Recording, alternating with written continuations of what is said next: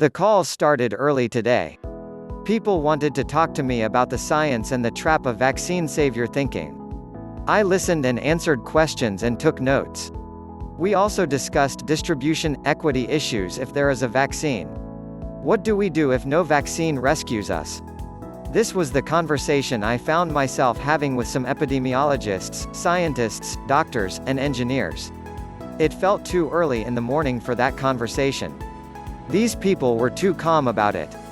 I couldn't tell if they were calm because they'd been thinking about this forever, and I hadn't. Or because they were trained analytical types, or fatalists, or a little sociopathic, or because they felt it was actually quite solvable. This is the same crew, most of whom are famous in their areas of expertise, that would say jarring things from time to time. About not being able to get back to normal for a long time. Or about viruses being able to wipe us out. But I learned so much. If you read my updates or listen to my podcast, you know I'm not a scientist. So I asked a lot of questions. I heard about antibody-dependent enhancement, how antibodies don't equal immunity. And antibodies could often make things worse in the wrong amount. I heard about D-dimers, protease inhibitors, steroids, and whether this is a cardiac, a pulmonary, or an immunological disease. About how it is causing strokes and clots in young healthy people. I was hearing about how patients were exhibiting things never seen before. At no point did I hear that scientists couldn't beat this thing. And even if they couldn't, there were strategies that worked.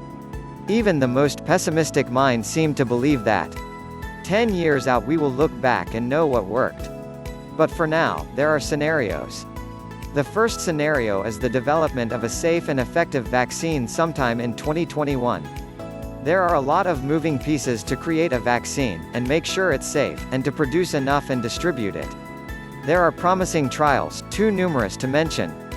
Following those closely will be lots of ups and downs. Things that seem promising early often fade. Things don't work on everyone. And it's possible that a vaccine will be safe, but only partly effective or offer a partial inoculation. If that's the case, it may be used in healthcare workers on the front line and in nursing homes, and high-risk people. The second scenario I spent a lot of time discussing today is COVID-19 as a chronic disease without a reliable vaccine. While initially jarring to contemplate, there is good evidence and history that this would be a manageable nor a crippling situation. Currently, the conditions brought on by severe COVID-19 are scary and mysterious. It attacks the lungs and travels to other organ systems. We're still learning about it. But with the help of supercomputers and data, we will learn fast. We're not sure which therapies work in later stages, we know which don't.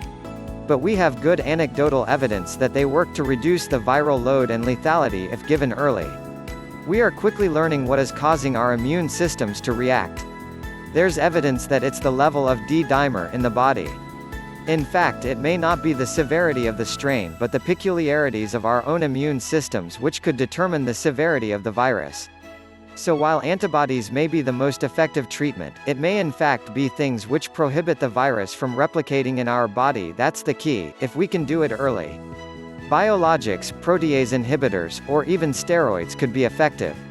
Today, in the middle of the emergency with no visibility or testing, it's easy to forget what would happen if we could instantly determine who had SARS-CoV-2 and could treat people early. Yes, in that situation the virus would still spread fast. But effective treatments would shorten the illness period and the lethality, possibly even reduce the shedding period. In this world, people would still die from this virus, but much less frequently. That's not a silver bullet situation, but it's a manageable one. In fact, scenarios 1 and 2 are both possible in tandem. A partially effective vaccine, early testing and effective therapies. As Bill Joy, the brilliant thinker and engineer reminded me, great medicines have saved lives, but it's the simpler things, like clean water, that have saved the most lives. If there is a silver bullet, it may not be a vaccine or therapy that outsmarts the virus.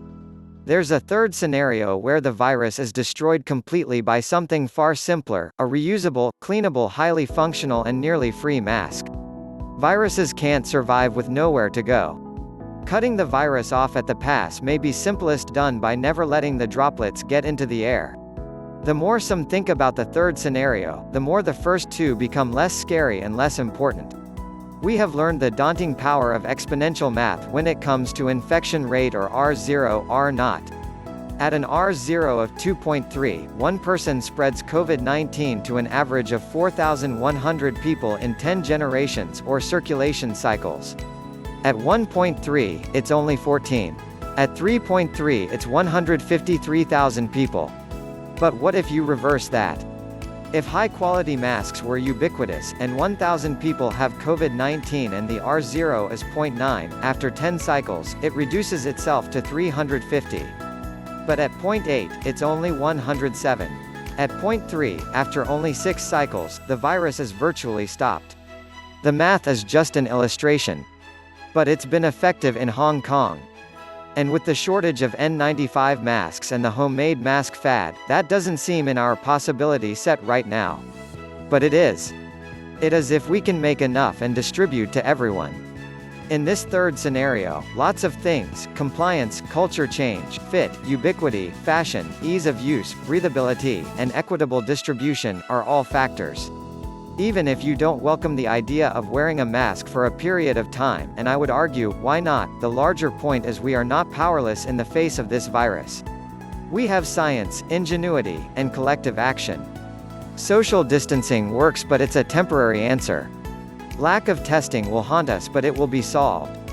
Ventilators and hospitals will be prepared over time. We will see patterns on how to treat, or vaccinate, or both. In the meantime, there are ways to beat the virus and return to versions of a normal life. Masks hold the promise of protection at a minimum, and eradication at best. Just as there is a lot about the virus we don't understand, there's a lot about how it spreads we don't understand. It can peter out and come back. It can weaken over time. If this weren't happening to us, but to insects under a microscope over time, we would make lots of dispassionate observations. That's what these people I was talking to are good at, dispassionate analysis.